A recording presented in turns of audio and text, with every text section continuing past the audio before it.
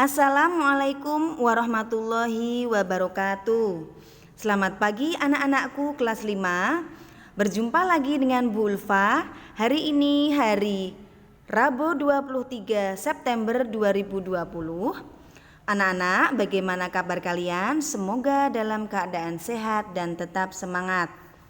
Anak-anakku, hari ini dan besok kita akan belajar bahasa Indonesia pada tema 3. Kalian bisa mempelajari pada LKS tema 3 yang berwarna biru pada halaman 7, 44, dan 77. Bu Ulfa harapkan setelah mempelajari materi ini, kalian mampu menganalisis informasi yang disampaikan paparan iklan baik dari media cetak maupun elektronik, serta mampu memperagakan kembali informasi yang disampaikan paparan iklan baik dari media cetak maupun elektronik dengan bantuan lisan, tulis, dan visual. Kita masuk pada materi. Iklan. Pengertian iklan. Iklan atau advertise berasal dari bahasa Yunani yang berarti menggiring orang kepada gagasan. Iklan merupakan informasi yang isinya membujuk dan menarik perhatian masyarakat ramai supaya tertarik dengan barang atau jasa yang ditawarkan dalam iklan tersebut. Ciri-ciri iklan. Ciri iklan yang pertama yaitu menggunakan kata yang menarik, tepat, logis, dan sopan. Yang kedua, menggunakan kata yang mudah dimengerti. Ketiga, menarik perhatian konsumen. Dan yang keempat, komunikatif dan informatif. Jenis-jenis iklan itu bermacam-macam. Berdasarkan media yang digunakan, iklan ada 2 jenis, yaitu iklan cetak dan iklan elektronik. Iklan cetak dapat berbentuk iklan baris, iklan kolom, dan iklan display. Sedangkan iklan elektronik dapat berupa media dari iklan radio, iklan televisi, dan iklan internet. Jenis iklan berdasarkan isinya ada 3 jenis, yaitu iklan pengumuman, iklan penawaran, dan iklan permintaan. Sedangkan jenis iklan berdasarkan tujuannya ada 2 jenis, yaitu iklan komersial dan iklan non-komersial. Kita akan mempelajari satu persatu pengertian dari masing-masing jenis iklan. Berdasarkan media yang digunakan, yaitu ada iklan cetak dan iklan elektronik. Apa itu iklan cetak? Iklan cetak adalah iklan yang dibuat dan dipasang menggunakan teknik cetak. Media yang digunakan dapat berupa majalah atau tabloid, koran, brosur, flyer, banner, poster, kalender, kartu nama, kaos, dan lain-lain. Jadi segala bentuk media yang dapat di-print atau dicetak kemudian ada unsur menawarkan sesuatu, maka itu termasuk iklan cetak. Sedangkan iklan elektronik adalah iklan yang menggunakan media berbasis perangkat elektronik. Media yang digunakan dapat berupa radio, televisi, internet, dan bila pada internet biasanya melalui browser, YouTube, blog, Facebook, dan lain-lain. Iklan cetak yang terdiri dari 3 macam tadi, yaitu iklan baris, iklan kolom, dan iklan display. Bu Ulfa akan berikan beberapa contoh dari masing-masing bentuk iklan tersebut. Iklan baris hanya terdiri dari beberapa baris saja. Ini adalah contohnya. Dalam 4-5 baris itu sudah mengandung apa yang ditawarkan, baik barangnya, kemana menghubungi, detail barang yang ditawarkan. Sedangkan iklan kolom itu lebih besar daripada iklan baris, ruang yang digunakan lebih luas. Iklan kolom tulisannya bisa lebih besar, detail atau spesifikasi barang yang ditawarkan juga lebih spesifik. Ini ada contoh yang kedua. Sedangkan iklan display itu biasanya menggunakan area yang lebih luas dibandingkan iklan baris dan iklan kolom. Iklan display minimal menggunakan setengah halaman koran maupun majalah. Bisa berupa setengah halaman, 1 halaman, bahkan 2 halaman dari kertas, koran maupun majalah. Sedangkan iklan elektronik, tadi ada iklan radio, iklan televisi, dan iklan internet. Kita akan melihat dulu unsur-unsur dalam iklan elektronik. Pertama adalah iklan radio. Ketika kita mendengarkan iklan dalam radio, maka yang bisa kita terima adalah dalam bentuk suara saja, baik itu suara manusia, suara musik maupun efek suara tertentu, jadi berupa audio. Sedangkan iklan televisi terdapat unsur suara, unsur gambar, unsur gerak, dan tulisan yang bisa kita saksikan. Demikian pula pada iklan internet ada unsur suara, gambar, gerak, dan tulisan. Bahasa dalam iklan elektronik haruslah komunikatif, informatif, mudah dimengerti, menarik perhatian, mengajak penonton atau pendengar untuk membeli atau menggunakan barang dan jasa yang ditawarkan. Bu Ulfa berikan sebuah contoh iklan radio. Sebelum kita membuat iklan dalam radio, biasanya terdapat naskah atau skrip iklan radio. Naskah ini berfungsi sebagai panduan atau pedoman iklan yang akan disiarkan atau diperdengarkan pada pendengar atau penikmat radio. Di sini ada percakapan antara ibu dan anak serta beberapa sound effect yang akan menawarkan barang berupa produk minuman. Misalnya ada sound effect musik, kemudian anaknya mengatakan, "Mah, aku berangkat dulu ya." Ibu menjawab, "Loh, gak sarapan dulu? Aku udah telat nih." "Ya udah, kamu sarapan Energen aja ya." Nah, Bu Ulfa akan menampilkan naskah yang sudah dibuat ini, kemudian nanti menjadi sebuah iklan yang ditampilkan seperti ini.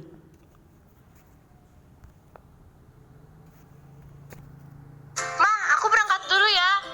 "Loh, gak sarapan dulu? Aku udah telat nih." "Ya udah, kamu sarapan Energen aja ya." "Kenapa harus Energen?" "Karena Energen adalah pengganti sarapan yang mudah disajikan dan kaya akan serat. Juga mengandung kalsium, folat, dan nutrisi yang bisa menjadi energi untuk kamu di sekolah." "Wah, enak. Dihabiskan ya." Energen, sarapan mudah, penuh nutrisi. Minum makanan bergizi. Nah, itu tadi adalah contoh iklan yang sudah jadi yang sebelumnya dibuat skrip atau naskahnya. Yang kedua adalah iklan televisi. Bu Ulfa akan menampilkan contoh iklan televisi. Hai guys, ayo berpikir jernih. Nyatanya Sprite kemasan pas di kantong, tapi yang nggak pas basah juga, pas di dompet. Tapi yang nggak usah. Nyatanya memang pas porsinya sekali minum.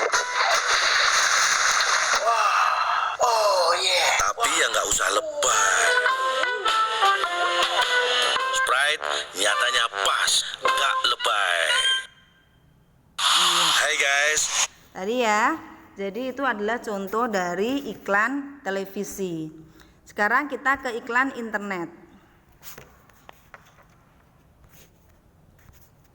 Nah, ini adalah contoh tampilan dari iklan internet yang biasanya tampak ketika kita membuka browser di baik komputer, baik dari gadget maupun dari laptop.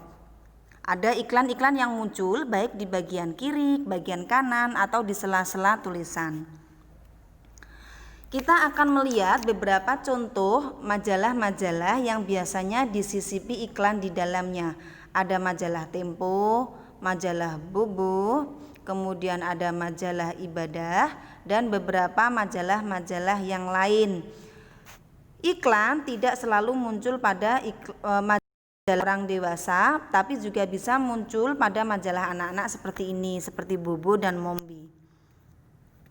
Contoh iklan dalam majalah bisa kalian lihat seperti ini ya. Jadi menawarkan jasa komunikasi, kartu perdana maupun menawarkan makanan. Nah, jadi seperti itu. Kemudian kita akan masuk pada koran. Contoh koran yang biasanya beredar di masyarakat bisa berupa koran Kompas, ada koran Sindo, ada koran Tribun Jateng, dan lain-lain. Ada koran Suara Merdeka. Contoh dalam koran ada iklan seperti ini. Iklan menawarkan mobil maupun iklan menawarkan jasa keuangan dari bank. Kemudian kita ke selanjutnya yaitu brosur. Nah, contoh brosur bisa kalian lihat pada gambar. Ini adalah brosur. Brosur itu lembaran yang berisi penawaran tentang barang maupun jasa. Ini contoh yang kedua. Ini juga brosur. Jadi brosur ini tadinya selembar kertas namun dia dilipat menjadi beberapa bagian.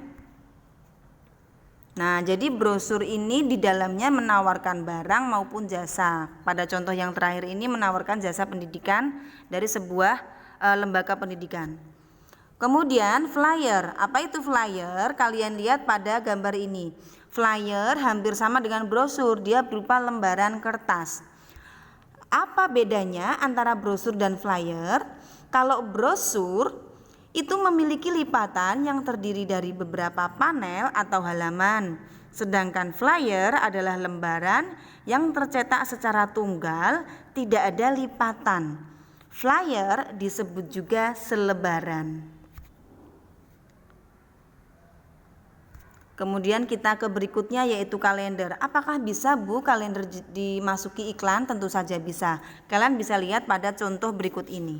Nah, kita ke jenis iklan berdasarkan isinya.